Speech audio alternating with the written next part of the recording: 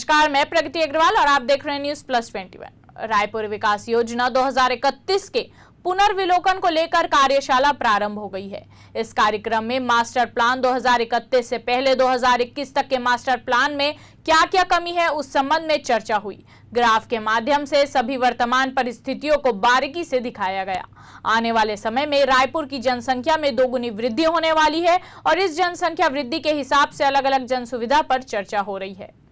इन बिंदुओं पर हुई चर्चा 2021 तक के प्लान में शामिल थे। 2031 विकास अवधारणा के प्रमुख उद्देश्य: पर्यावरण में सुधार, जल स्रोतों का संरक्षण, विकेंद्रीकृत दृष्टिकोण, क्षेत्रीय यातायात का पृथक्करण, स्थानीय वाहनों की निर्बाध आवाजाही हेतु आंतरिक मार्गों में सुधार, निवेश क्षेत्र में हरित क्षेत्र उपलब्ध कराना और उनमें सुधार करना, प्राकृतिक संसाधनों और जल स्रोतों का संरक्षण, भविष्य में होने वाला संभावित बदलाव, भूमि उपयोग के पैटर्न में बदलाव।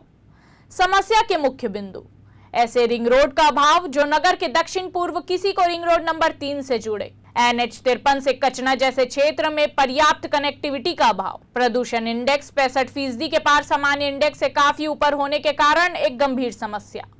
सुझाव दे रहे ज्यादातर लोग इन महत्वपूर्ण विषयों पर रख रहे हैं अपनी बात। शहर के अंदर पार्किंग की समस्या, फ्लाईओवर का ज्यादा से ज्यादा निर्माण हो, विभिन्न प्रकार के कार्यक्रमों के लिए खुले मैदान की समस्या, प्रस्तावित सड़क का धरातल पर जाकर करें, खेल मैदान, ड्रिंकिंग वाटर एक बड़ी समस्या।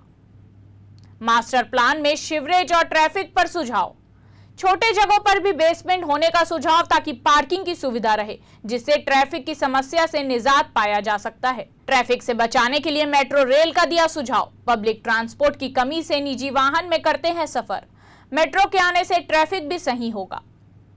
पुराने इलाके में कंस्ट्रक्शन को पुनर्निर्माण करने का प्लान करना चाहिए। ऐसे ही तमाम जानकारी के लिए देखते रहिए न्यूज प्लस 21, आपके हक की बात।